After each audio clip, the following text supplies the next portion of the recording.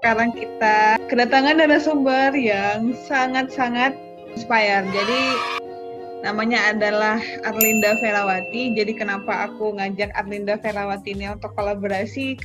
Aku ngelihat ada yang beda dari diri dia yang sekarang ini. Jadi sekarang dia bergabung dalam Zero Waste ya, Linda ya.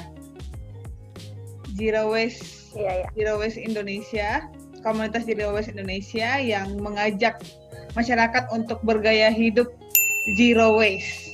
Nah, dan aku lihat juga di Instagram dia, ada hal yang unik yaitu ketika sekarang itu udah rajin untuk merawat tanaman, untuk mengkampanyekan ramah lingkungan juga, terus bawa stainless straw kemana-mana, dan paling menarik itu adalah aku lihat Arlinda ini selalu bawa wadah, selalu bawa tumbler dan wadah makanan ketika membeli sesuatu ya.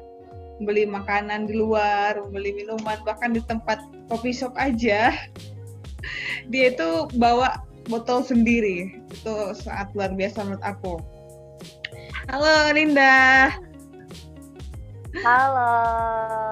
Gimana kabarnya nih? Alhamdulillah sehat. Oke, bisa kenalin diri sendiri dulu. Sekarang kesibukannya apa? Oke, aku Linda, kebetulan berasal dari Sulawesi, jadi kenal Kak Cia tuh udah cukup lama ya, Kak, dari 2017 ya. Iya. Ya, jadi sekarang berhubung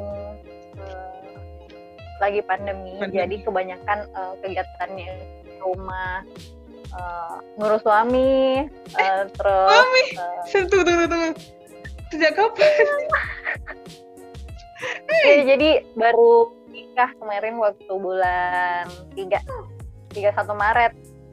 Baru akad, tapi pestanya nanti aja lah setelah ini. Setelah pandemi. Astaga, aku baru tahu. Nggak ada kabarnya loh di mana-mana. Iya, emang kemarin tertutup ya. Karena apa ya? Iya. Pandemi juga kan, jadi pas pandemi. Iya, pas pandemi kemarin. Pas Maret, akhir Maret. Oh, Maret ya, masih baru ya. Iya. Pengantin muda. Jadi itu sih kesibukannya. Di rumah ngurus suami, ngurus tanaman. Aku pikir kayak masih ini loh, masih kuliah tahu. Astaga, kita tuh kayak udah lama banget nggak tegur sapa sampai nggak tahu ya. Iya, kan kemarin setelah aku ke Medan kemarin kan, iya. Dari Medan, dan itu wisuda bulan 12-nya. Oh gitu. Bulan 3-nya nikah. Wah. Kalau kerjaan sekarang emang lagi mau stay di rumah aja dulu, terus sekarang aku lagi kesibukannya sekarang ini lagi gabung di teman-teman tukar baju yang merupakan grup kampanye dari Zero Waste Indonesia. Kebetulan saya di sana mendapat kesempatan menjadi duta tukar baju, jadi bersama dengan teman-teman lain mengkampanyekan salah satu program dari tukar baju, yaitu mulai dari lemari. Kapan ikut itu, gabung di situ? Kalau gabung di tukar baju ini baru. Kalau gabung ya organisasi ya baru waktu bulan kemarin. Baru bulan kemarin udah jadi ambasador tukar baju. Wow. Keren. Jadi kebanyakan tuh ya anak-anak muda milenial itu kebanyakan kan mencari kayak karir, kekayaan, pekerjaan yang materinya lumayan lah ya. Dan dirimu aku lihat, Linda, itu kayak masih sama yang pertama kali aku lihat waktu kita ketemu di event nasional di Jogja ya. Dirimu itu kayak masih sama, idealismenya itu masih kuat banget. Aku lihat postingannya, terus hal-hal yang dilakukan juga. Pokoknya aksi-aksi sosial yang Linda lakukan itu masih belum berubah, masih sama kayak zaman mahasiswa. Nah, apa sih yang membuat Linda itu mau bergerak gitu ya di bidang sosial, tentunya sekarang juga digabung di Zero Waste. Motivasinya itu apa sih sebenarnya? Gabung di sosial tuh udah lama ya, Iya, kita dirimu banget ya. semenjak kuliah itu pokoknya full kegiatan, itu pasti banyak kegiatan sosial. Itu dari apa ya, dorongan diri sih sebenarnya, dorongan diri, jadi Diri sendiri ya. naluri aja. Mm-hmm. Iya, kayak gitu. Terus kenapa kemudian tertarik ke zero waste lifestyle ini? Awalnya itu tahun 2018, itu ada seorang teman teman kelas, teman sama-sama sahabatan, terus dia menginformasikan kepada saya tentang adanya kampanye zero waste lifestyle ini. Kemudian kita sama-sama belajar. Nah, pada saat tahun 2018 itu juga bertepatan ada salah satu restoran cepat saji yang mengkampanyekan pelarangan single use plastik itu berupa sedotan. Jadi mereka tidak menyediakan sedotan kepada pengunjung. Itu bertepatan sekali tahun 2018. Kemudian saya baru tahu juga tentang zero waste lifestyle. Pada saat itu yang saya lakukan adalah riset dulu ya, belajar kenapa sih ada gerakan ini, kok bisa hadir gerakan ini, apa sih sebenarnya masalahnya. Kemudian setelah belajar mencari tahu informasi dari berbagai sumber, kemudian langkah pertama yang kita lakukan pada saat itu masih ikut-ikutan ya, Iya.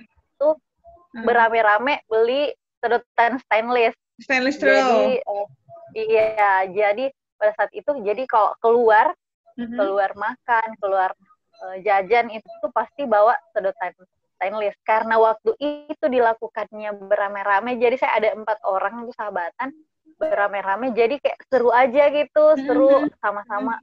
Mbak, nggak usah pakai sedotan ya. Jadi pada saat itu hanya sebatas itu. Akhirnya ternyata gerakan-gerakan itu bukan hanya pada pelarangan penggunaan sedotan plastik saja. Setelah kita cari tahu, ternyata ada banyak sekali yang bisa kita lakukan untuk melakukan pengurangan produksi sampah. Sampah. Nah, pada saat itu saya belum terlalu tertarik sih, hanya sekedar ikut-ikutan. Tapi setelah kemudian belajar, mencari tahu kenapa kemudian harus ikut terjun dalam kampanye pengurangan sampah plastik ini, kenapa kemudian harus terjun, tentunya yang paling pertama saya lakukan adalah mencari alasan kuat kenapa kemudian saya ingin ikut zero waste lifestyle ini. Kenapa sih saya mulai bertanya ke diri saya, kenapa sih harus ikut ini? Karena kan ini nantinya kalau ingin dijadikan suatu kebiasaan, tentunya tidak mudah dan pasti akan banyak sekali proses. Jadi paling penting pada saat itu saya menemukan alasan kenapa kemudian saya ingin terjun ke zero waste lifestyle ini. Pada saat itu saya menemukan bahwa ternyata sampah itu bukan hanya persoalan lingkungan. Jadi ada persoalan ekonomi, sosial, kemanusiaan. Nah, apa sih permasalahannya di ekonomi? Tentunya produksi sampah yang sangat banyak ini tentu akan mengeluarkan banyak biaya untuk proses mulai dari pembersihan, pemusnahan gitu ya? Ya, kayak gitu. Pasti akan banyak sekali proses-proses ekonomi yang digunakan di dalam mengatasi banyaknya sampah yang ada di Indonesia. Iya, otomatis perekonomiannya di situ akan sangat berperan penting sih untuk itu. Kemudian kalau dari sisi sosial, apa sih masalahnya di sisi sosial? Kak Cia pernah kan jalan-jalan ke TPA Antang di Makassar ya? TPA. Oh iya, pernah. Tempat kita kan? Itu buat social project itu ya, yang dulu. Iya. Yang tentang sampah juga. Iya, di sana itu kan banyak sekali pemulung anak kecil. Iya. Nah, di daerah sana itu banyak sekali anak kecil yang menjadi pemulung. Nah, itu sebenarnya kalau kita melihat itu adalah suatu masalah sosial. Kenapa anak-anak kecil yang seharusnya mereka belajar, kemudian mereka berada di tempat sampah untuk memungut sampah seperti itu. Kalau masalah kemanusiaan, beberapa kali TPA Antang ini juga pernah terbakar. Tahun lalu kalau nggak salah pernah terbakar. Nah, masalah kemanusiaan apa sih yang ditimbulkan? Pertama, otomatis udara yang ada di situ tercemar, kemudian di beberapa TPA juga yang ada di Indonesia itu bahkan ada yang longsor, kemudian ada yang terbakar. Itu terbakar tidak disengaja? Terbakar nggak disengaja? Kalau terbakar itu setahu saya memang kan biasanya ada petugas di sana itu melakukan pembakaran, hanya saja pada saat itu terjadi kebakaran besar seperti itu. Oh, ada cara mereka yang salah gitu ya? Ya, kemungkinan seperti itu. Karena kan memang kalau di tempat sampah itu sudah bercampur berbagai macam sampah, kemudian juga menghasilkan berbagai macam gas, seperti itu. Jadi, membakar sampah sebenarnya berbahaya sekali pada saat itu. Nah, setelah saya menemukan alasan-alasan itu, kemudian saya mulai sadar bahwa penting sekali sebenarnya kita untuk menjaga bumi dengan mengurangi produksi sampah. Seperti itu. Kemudian ada juga yang membuat saya miris sekali pada saat tahun 2018 itu tentang ada seekor paus yang terdampar kemudian meninggal, mati ya, pausnya mati. Dan manusia kali yang meninggal. Iya. Setelah dibedah itu, di dalam pausnya itu terdapat berbagai macam sampah, bahkan jumlahnya itu sampai beberapa ton. Nah, artinya sampah yang kita hasilkan itu sudah sampai ke laut dan mencemari laut. Seperti itu, dan merusak ekosistem laut.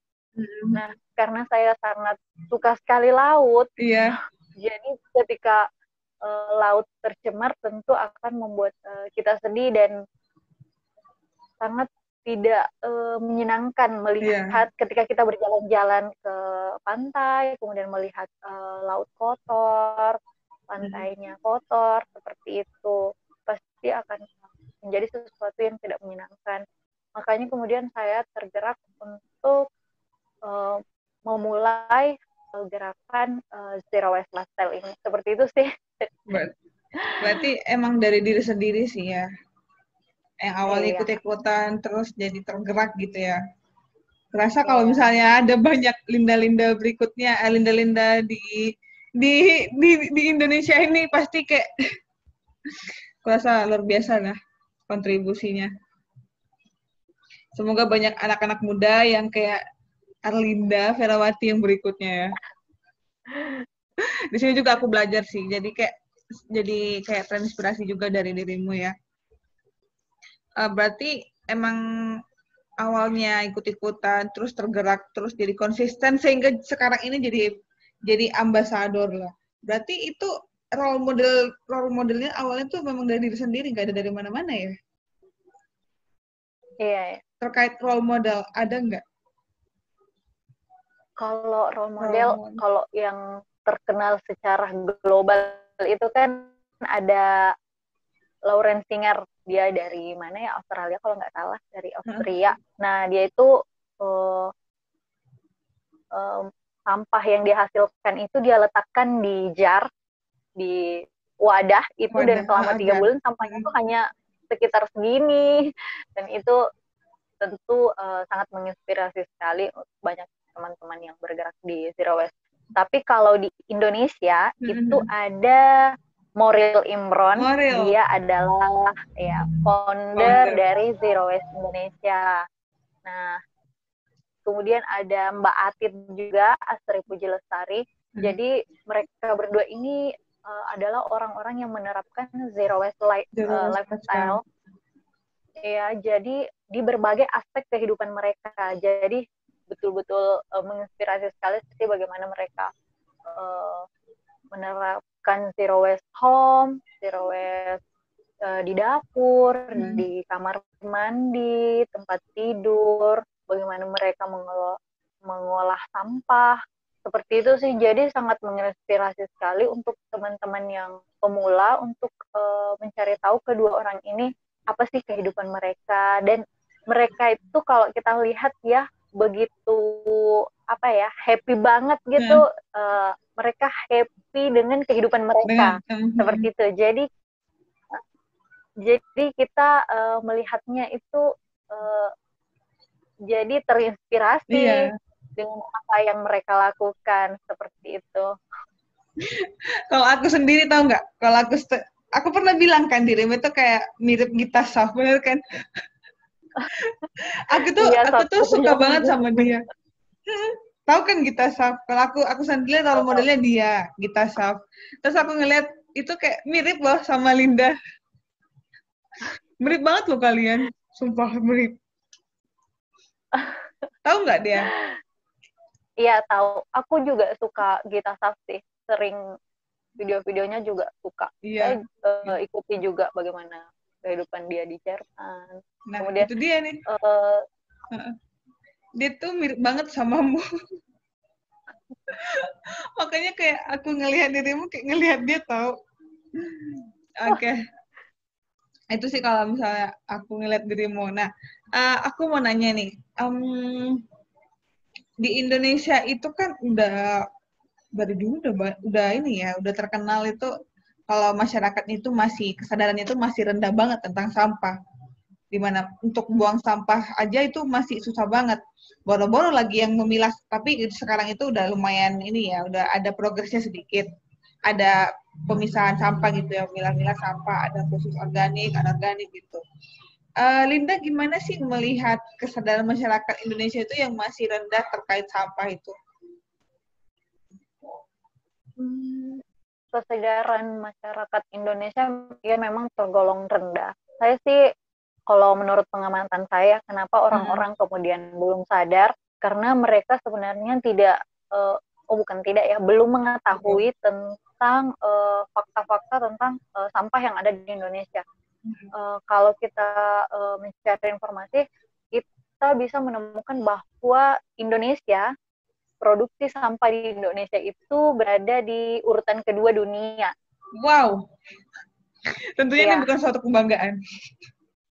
Jelas banget itu udah terkenal di mana-mana. Jadi Indonesia itu terkenal sekali karena produksi sampah di Indonesia itu urutan kedua. Dan diprediksi pada tahun 2030 Indonesia yang negara kepulauan ini yang otomatis jumlah perairannya lebih banyak daripada jumlah daratannya. Nah, diprediksi pada tahun 2030 itu jumlah ikan di laut itu akan dikalahkan dengan jumlah sampah. Seperti itu prediksinya pada tahun 2030 jika kita tidak berusaha untuk mengurangi produksi sampah. Seperti itu sih. Ada dua sih kenapa kemudian Indonesia bisa berada di nomor 2. Yang pertama itu karena kesadaran publik. Kesadaran publik seperti Kak Cia bilang tadi. Terus yang kedua itu solusi dari pemerintah. Nah, pemerintah seharusnya bisa membuat kebijakan bagaimana tentang pengelolaan sampah seperti itu. Nah, itu sekarang masih minim sekali. Yang kita ketahui sekarang yang baru-baru booming ini tentang kebijakan dari Anies Baswedan selaku Gubernur Jakarta tentang pelarangan penggunaan plastik sekali pakai, kantong plastik sekali pakai. Itu yang booming baru-baru ini dan merupakan satu kemajuan dari pemerintah dan menurut saya itu patut dicontoh di seluruh Indonesia kebijakan dari Anies Baswedan ini. Kemudian teman-teman juga kemarin berusaha untuk mengontrol penggunaan sampah secara masif pada saat Idul Adha kemarin, Idul Kurban. Nah, jadi kalau Idul Kurban kan potong sapi, dagingnya diplastikin. Nah, pada saat Idul Kurban kemarin ada gerakan penggunaan besek. Nah, jadi kantong Besek. plastiknya itu diganti dengan besek, wadah anyaman dari bambu. Nah, Hah? yang bisa digunakan ulang. Jadi dagingnya dimasukkan ke besek ini, kemudian didistribusikan ke masyarakat. Dan besek itu bisa digunakan ulang. Karena kalau pakai kantong plastik, bayangkan saja satu sapi itu bisa menggunakan sekitar 150 kantong Banyak. plastik. Iya pasti banyak banget. Iya, Heeh. apalagi kita kan nggak tahu sapi yang dipotong pada saat Idul Kurban itu banyak sekali, jadi bisa dibayangkan bagaimana banyaknya kantong plastik yang Wow. dihasilkan. Iya sih. Iya bener banget. Kita nggak ngelihat itu sama sekali gitu loh. Kita nggak berpikir sampai ke situ gitu.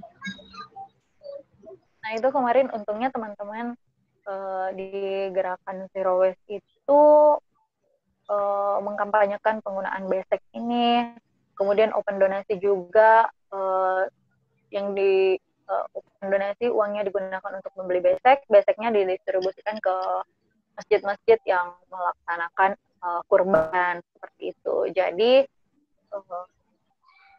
sedikit mengurangi lah penggunaan kantong plastik sekali pakai. Berarti itu dari untuk dananya sendiri dari Zero ini ya, dari zerowaste.id. Zero Waste itu Enggak, dari itu komunitas itu. kemarin Basicnya. kemarin itu ada beberapa komunitas yang tergabung, ada Oh iya. beberapa komunitas yang tergabung, kemudian mereka open donation seperti itu. Jadi donasi-donasi yang dihasilkan itu digunakan untuk membeli besek yang dibeli langsung dari masyarakat. Jadi masyarakat daerah yang membuat besek itu, nah besek inilah yang didistribusikan ke masjid-masjid seperti itu. Oh, berarti open donasi ya. Iya. Dan tentunya itu aku rasa itu proses yang panjang karena kan kayak beli besek itu juga itu nggak murah gitu ya kan. Iya. Dibanding plastik itu Lumayan pasti sih. harganya lebih jauh ini ya. Jauh lebih terjangkau plastik. Tapi itulah proses. Nah, untuk tergabung di Zero Waste Lifestyle ya, Zero Waste. Aku bilang apa sih nanti? Zero Waste Indonesia gitu ya. Iya. Untuk tergabung di Zero Waste Indonesia itu, Linda udah ngelakuin hal apa aja sih? Bisa ceritakan sih apa yang dilakuin? Kayak yang aku bilang di awal tadi. Untuk program-programnya yang Iya, udah dilakuin. Kalau tergabung secara langsung di Zero Waste dalam artian tim inti itu sebenarnya saya tidak bergabung, saya bergabungnya di tukar baju, Oh di gitu. sub kampanyenya, Di bergabungnya di kampanyenya si tukar Zero baju. Waste Indonesia. Oh gitu. Ya, jadi tukar baju ini merupakan sub kampanye dari Zero Waste. Jadi saya gabungnya di situ. Jadi sedikit lebih banyak tahu tentang apa sih visi misi dari Zero Waste Indonesia. Nah, seperti itu. Kalau di Zero Waste Indonesia itu berdiri itu tahun 2018 ya. Jadi banyak banget kalau yang dilakukan selain platform tukar baju ini, ada juga kampanye lain yang dilakukan oleh Zero Waste Indonesia seperti habiskan makananmu, kemudian termasuk mulai dari lemari, seperti itu, kemudian Meatless Monday, mengurangi konsumsi daging sapi, daging ayam, seperti itu. Ada beberapa sih kampanye yang mereka lakukan kalau dari Zero Waste Indonesia. Sampai ke yang kita konsumsi juga harus dikurangi ya. Sapi. Iya. Ya, itu kayak kenapa?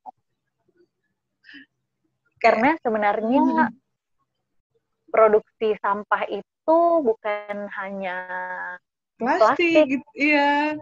Iya. Termasuk sisa konsumsi, sampah organik, kemudian sampah fashion, kemudian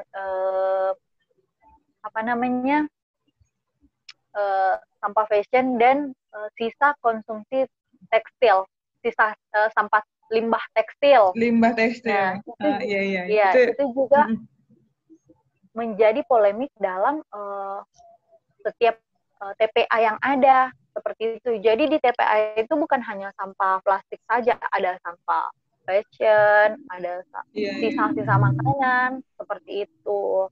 Nah, kemudian yang dimaksud dengan zero waste lifestyle ini ya bagaimana kita mengontrol diri, bersinergi dengan alam untuk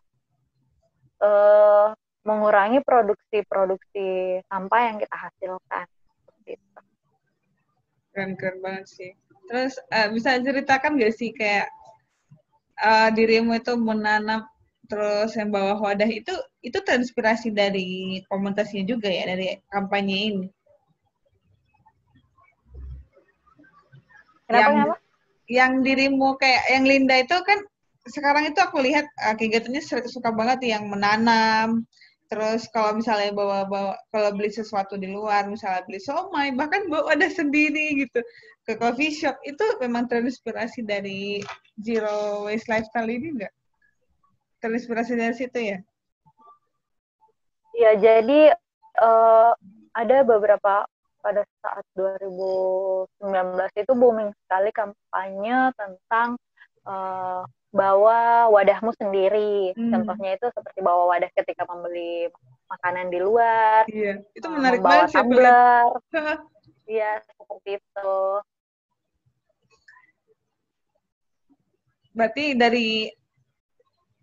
Berarti salah satu dari inspirasi dari Zero Waste Lifestyle juga ya? Iya. Dari situ emang udah ada kampanye juga. Itu gimana sih ceritanya kayak ketika dirimu ngelakuin hal-hal kayak gitu, apa sih perlakuan-perlakuan dari luar gitu? Pernah nggak sih ngalamin kayak dibully atau diejek-ejek? Enggak sih? Atau malah orang ikut-ikutan, makin banyak yang ngikutin waktu ngelakuin hal-hal kayak jadi gitu? kalau misal bawa kantong, seperti bawa kantong belanjaan sendiri sama bawa wadah sendiri itu ketika belanja, itu justru kalau respon dari penjualnya itu mereka justru senang. Karena selain mengurangi penggunaan sampah plastik, mereka juga bisa menghemat penggunaan sampah plastik itu. Jadi ada beberapa kali saya mengobrol dengan penjual, mereka itu justru senang, bahkan respon positif dari mereka sih rata-rata respon positif sih. Cuma kadang yang sulit itu ketika kita ke kafe atau coffee shop seperti itu, karena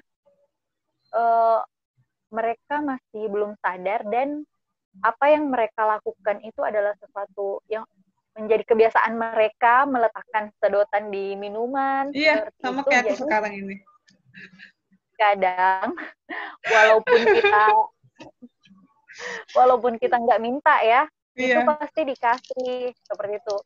Jadi yang paling susah itu sih kalau ke kafe, jadi harus dikasih tahu, diingatkan berkali-kali kalau kita tidak menggunakan sedotan plastik karena kita sedang mengurangi penggunaan sampah plastik. Seperti itu harus dijelaskan seperti itu sih, karena kadang mereka apaan sih ini, kenapa seperti ini. Iya, gitu. Aku pernah tahu Linda ngerasain gitu ya, pernah bawa itu pas belanja ke Indomaret gitu kan. Jadi teman-teman aku ngelihat kayak aku beranggapan kalau mereka itu memandang aku ini anak mau hemat apa gimana, pelit gitu kan. Aku tuh kayak ya merasa mereka berpikir seperti itu ngelihatnya gitu loh. Antara aku yang nggak bisa beli kantong plastik yang 200 perak ya di Indomaret ya. Iya. Antara hemat atau pelit gimana gitu. Jadi kayak kadang-kadang aku risih sendiri sih kalau misalnya kayak gitu. Pernah sih ngalamin hal kayak gitu. Kalau kadang sih kalau misal pas belanja itu lagi sama teman-teman kan, kalau misal belanja sama teman-teman, kadang mereka suka ngeledekin. Iya. Ya kan? Iya. Cuma disitulah proses bagaimana kita mengedukasikan, bagaimana kita membagi informasi kenapa kita melakukan hal-hal seperti itu. Nah, kalau di teman-teman kuliahku tuh justru mereka udah banyak yang mulai sadar dan Akhirnya tahu, oh ternyata kalau penggunaan kantong plastik itu seperti ini. Kalau membawa tumbler ke kampus itu ternyata bisa lebih hemat. Awalnya dari situ, oh ternyata bisa lebih hemat. Selain itu ternyata juga bisa menjaga lingkungan. Jadi pada saat itu yang bawa tumbler ke kampus itu lumayan banyak. Akhirnya rame-rame kayak gitu. Apalagi kalau tumblernya tumbler Starbucks. Aduh, kayak dulu tuh aneh lah. Kalau aku pribadi sih masih belum nerapin ya zero waste lifestyle. Iya. Tapi semoga nanti dengan perbincangan kita ini, semoga Ya, aku semakin bisa menerapkan. Nah, untuk terkait zero waste itu kan katanya kan kalau kita artikan secara perkata sendiri, zero waste, benar-benar nol akan sampah ya. Nah, tapi sebenarnya itu salah nggak sih? Untuk maksudnya miskonsepsi dari zero waste sendiri itu apa aja yang salah di pandangan orang-orang gitu? Yang kayak orang-orang nggak berani ngelakuin ini karena aku belum berani gitu, aku belum berani untuk menolkan sampah yang ku hasilkan. Namanya zero waste, ya benar-benar nol gitu. Jadi orang-orang kayak nggak berani. Aduh, aku pasti nggak berani nerapin itu, ya udah nggak usah gitu. Miskonsepsi apa sih yang pernah Linda temukan di sekitarmu sendiri terkait zero waste? Iya, jadi iya wajar sih banyak banget yang berpikiran seperti itu, bahwa kalau zero waste itu nol Benar-benar. sampah. Nggak ada sampah sama sekali. Padahal sebenarnya yang dimaksud dengan zero waste itu adalah bagaimana kita bersinergi dengan alam. Seperti itu. Jadi bagaimana kita bisa menjaga alam dengan tidak memproduksi sampah. Itu sebenarnya maksud dari zero waste. Jadi ini sering sih kalau sama teman-temanku, teman-teman dekatku, katanya zero waste, tapi kenapa ininya plastik, kenapa itunya plastik. Sering sekali hal-hal seperti itu. Kenapa pulpennya plastik? Katanya zero waste, kenapa tumblernya plastik? Seperti itu. Nah, itu sih yang sering tidak dipahami, bahwa zero waste itu selain mengkampanyekan tentang tidak menggunakan single use plastik, artinya plastik yang sekali pakai langsung buang, itu sih sebenarnya inti dari kampanyenya zero waste, tidak menggunakan single use plastik. Kemudian bagaimana kita bersinergi dengan alam, bagaimana kita membangun kesetaraan dengan alam, bahwa manusia tidak lebih hebat, manusia tidak lebih tinggi dengan alam, tapi kita setara dengan alam, seperti itu. Nah, itu yang dimaksudkan dengan zero waste, kampanye dari zero waste itu. Karena sebenarnya plastik itu kita butuhkan, hanya saja kita yang tidak mengontrol penggunaan plastik ini. Karena kan kalau plastik ini banyak digunakan di dunia kesehatan, di dunia engineering, itu banyak digunakan, dan memang kita butuh akan hal itu. Iya, pasti butuh. Dan kita dekat banget kan dengan ya kita ngelakuin hal-hal sehari-hari, kita butuh itu gitu. Iya. Tapi dengan dirimu melakukan untuk aksi-aksi kayak gini zero waste lifestyle itu otomatis kan pasti lebih mahal ya, atau enggak sama sekali untuk penggunaan penggantian plastik itu, untuk mengganti plastik? Iya, itu salah satu miskonsepsi juga, bahwa kalau zero waste itu mahal. Kalau saya membeli tumbler satu kali dibanding dengan membeli air minum dalam kemasan setiap hari, itu tentu lebih murah membeli tumbler satu kali. Nah, itu contohnya. Kalau kita kadang tidak menghitung jangka panjangnya, padahal kalau produk-produk zero waste lifestyle itu dia berkepanjangan, tidak sama dengan produk-produk sekali pakai. Jadi contoh misal sekarang saya sudah 2 tahun tidak membeli pembalut. Jadi saya kita khusus nanti bahas ini. Sudah tidak memakai pembalut. Nah, tentu 2 tahun ini berapa banyak uang yang sudah saya hemat seperti itu dengan membeli pembalut sekali dengan sekali membeli pembalut kain yang bisa saya gunakan secara terus-menerus bisa sampai 5 tahun dibanding dengan membeli pembalut konvensional yang juga cukup mahal setiap bulan. Iya. Tentu Berarti, lebih murah. Miskonsepsinya itu sebenarnya nggak mahal ya, cuman di awal aja Iya. kita kayak beli sesuatu itu mahal memang, tapi untuk jangka panjangnya justru itu lebih murah, ya kan? Kayak membeli apa namanya menstrual cup itu ya, kita pakai itu Iya, untuk seterusnya bisa ya, untuk jangka panjang. Berapa lama pemakaian itu?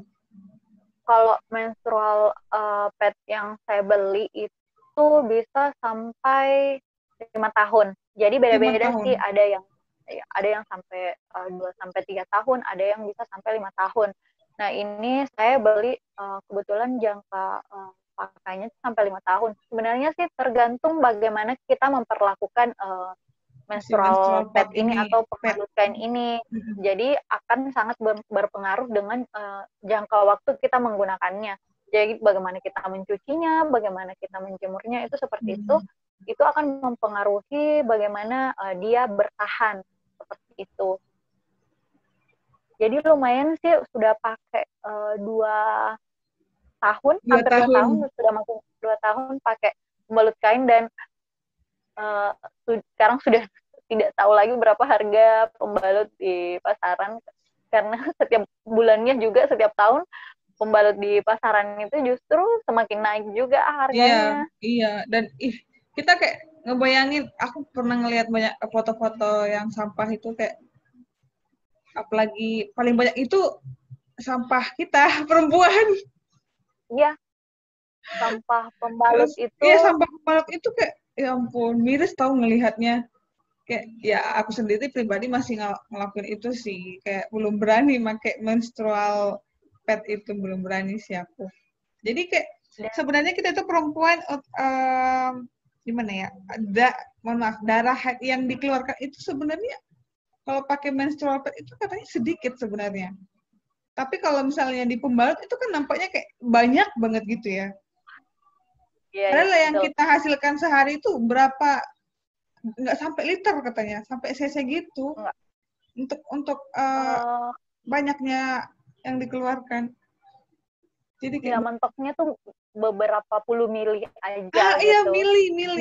Nggak sebanyak yang kita bayangkan. Iya, kalau kita pakai pembalut kan kita kayak semuanya penuh. Wow, aku hari ini banjir banget. Banjir ya kan bilangnya. Ternyata kalau kita pakai menstrual pad itu hanya sedikit sebenarnya yang kita keluarkan. Ya ampun, kayak ya aku sendiri sih masih belum berani, masih pakai pembalut yang biasa. Mungkin next time bisa belajar kali ya. Nah, dari semua yang Linda lakuin ini, kayak apa sih manfaat yang Linda dapatkan? Zero waste lifestyle itu kalau menurutku ya, memberikan pertama lebih mengenal diriku sendiri. Apa sih yang sebenarnya saya butuhkan, apa sih yang betul-betul saya butuhkan, itu lebih mengenal diri gitu. Ternyata bisa loh kita mengganti ini ya dengan sesuatu yang memiliki fungsi sama yang kita gunakan secara terus-menerus. Oh, ternyata bisa seperti itu. Kemudian lebih hemat tentunya. Lebih hemat ya. Untuk jangka panjangnya gitu ya. Iya, lebih hemat. Terus lebih higienis juga sih. Kalau aku bilangnya lebih higienis karena kita yang tahu sendiri, kayak misal pembalut kain itu kita cuci sendiri, kita yang tahu sendiri kadar kebersihannya. Seperti misal juga kita menggunakan pengganti kapas, saya menggunakan remover pad yang kapas kain itu kan. Kalau pakai itu tentu kita jadi lebih tahu bahwa ternyata kulitku ternyata tidak sesensitif itu ketika menggunakan apa namanya, makeup remover pad atau kapas kain seperti itu.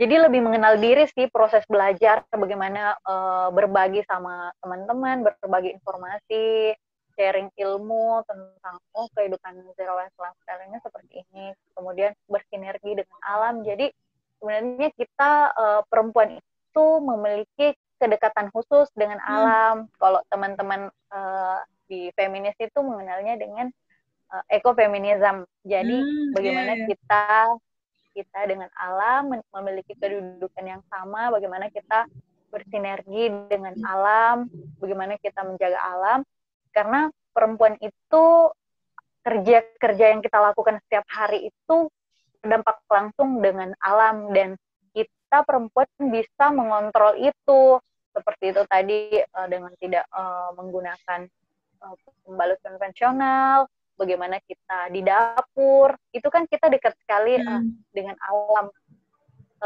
Kehidupan alam itu bergantung sekali dengan apa yang kita lakukan perempuan, karena kerja-kerja domestik perempuan kan, karena kerja-kerja domestik yang kerja domestik di kepada rumah ya perempuan, maksudnya ya?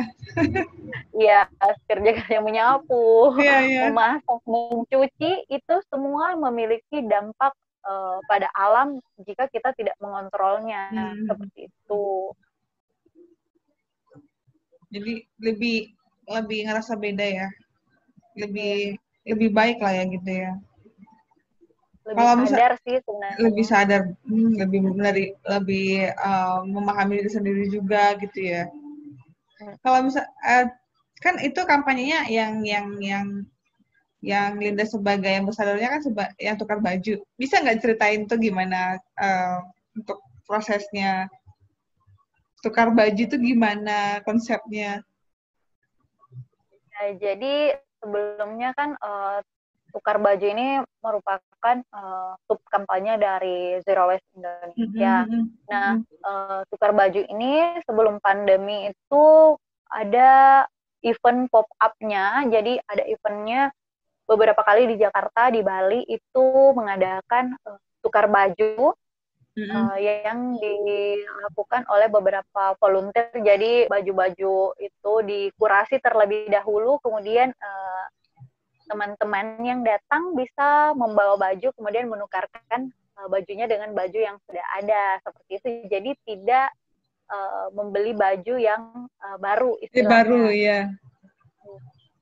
Karena sebenarnya selain itu tadi ya, seperti yang saya katakan, bahwa sampah itu bukan hanya plastik, tapi juga limbah tekstil dan sampah fashion. Dan itu sering sekali kita temukan di pantai. Mereka tidak terurai karena kandungan dari baju itu, selain cotton ya, ada yang namanya polyester, kemudian baju itu mengandung kandungan-kandungan mikro yang dapat mencemarkan air, dapat mencemari air, seperti itu. Jadi kenapa kita mengurangi mengurangi pembelian baju baru, seperti itu. Nah, di kampanye tukar baju itu ada mulai dari lemari. Kampanye ini tuh tidak membeli baju baru selama 3 bulan. 3 bulan. Nah, kemarin dimulai pada tanggal 15 Juli sampai nanti 3 bulan ke depan, seperti itu. Jadi apa saja sih yang kita lakukan di kampanye mulai dari lemari? Nah, di 3 minggu pertama ini kita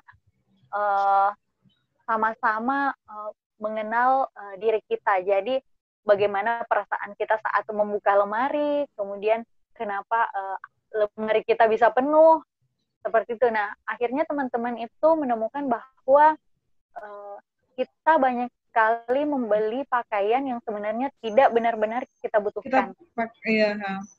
Malah jarang digunakan ya. Iya, dan kita tergoda dengan diskon-diskon. Bener banget. Kan?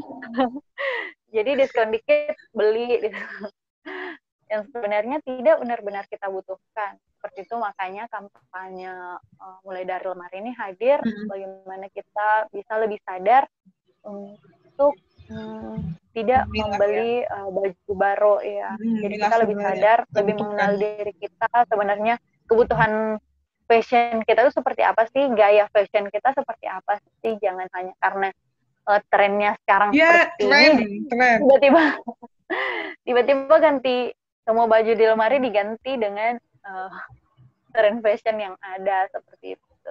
Susah sih menahan itu. Nah, kita kan milenial tuh kayak selalu merasa pengen dilihat banyak orang, ingin menarik perhatian ya udah pasti ngikutin gaya-gaya kekinian ya kan. Aku kalau aku pribadi sih setelah gimana ya, aku kan mempelajari nih tentang Linda, tentang Zero Lifestyle. Setelah aku baca-baca, pelajari tuh aku jadi kayak pengen nerapin juga sih terkait yang ini, yang meminimalisir terkait baju. Jadi kemarin aku tuh jalan-jalan kan ke Taman Mini, terus uh, kayaknya nggak usah beli baju kali ya gitu. Aku mikir kayak nggak perlu banget sih beli baju hanya untuk mau jalan-jalan doang supaya OOTD-nya bagus gitu, cocok menarik, ceuna gitu ya kan. Terus aku mikir kayak kenapa aku nggak minjem punya temen aja tukeran gitu kan. Jadi apa yang kau punya ya kita gantian gitu. Tapi bukan berarti milik pribadi gitu. Aku kayak jadi lebih sadar juga sih. Kayaknya nggak harus beli baru ya kan untuk tampil modis, minjem nggak apa-apa gitu. Jadi aku kemarin tuh minjem punya teman dia, kita saling-saling ini tukeran baju. Kayak lebih ya sih lebih menarik, lebih nyaman sih, lebih enak daripada beli-beli baru. Lebih hemat juga ya kan. Iya. Kayak ya bisa dibilang itu ke konsep minimalis juga ya kan. Iya. Karena kalau misalnya kita konsep minimalis itu lebih kayak ngelihat barang numpuk, barang banyak itu stres nggak sih? Iya nggak? Iya, iya. Kayak ngeliat lemari penuh, terus jarang dipakai. Aku sendiri kayak udah pulang kerja capek ngeliat itu semua makin stres. Dan ya semoga lah setelah teman-teman lihat ini mendengar cerita dari Linda ini banyak yang terinspirasi, banyak yang ikut menerapkannya. Kalau dari Linda sendiri, apa pesan atau ajakan yang bisa Linda sampaikan ke teman-teman, khususnya kita yang generasi-generasi milenial gitu ya?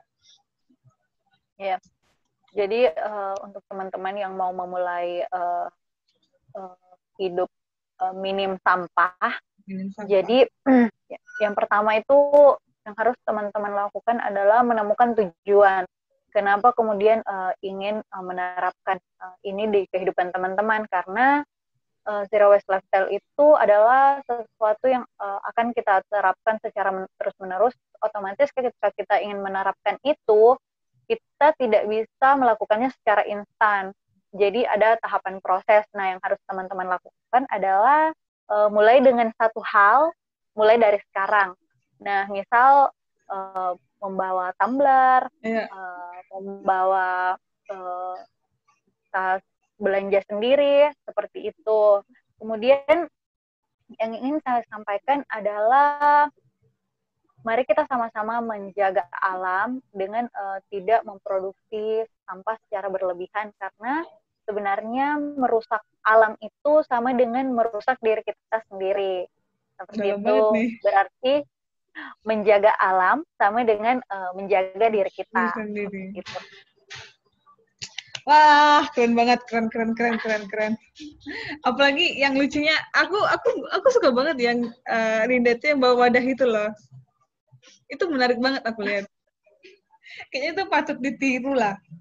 Patut ditiru. Terus yang kayak buat tuh apa namanya? Makeup remover itu ya. Iya. Itu bikin sendiri ya. Keren, sumpah. Iya, ada yang bikin sendiri, ada yang dijahitkan sama teman yang pintar jahit. Jadi dijahitkan, terus dibikinkan. Ada beberapa yang masih saya pakai sampai sekarang. Terus ada juga yang sebenarnya kalau mau beli banyak sih dijual ya.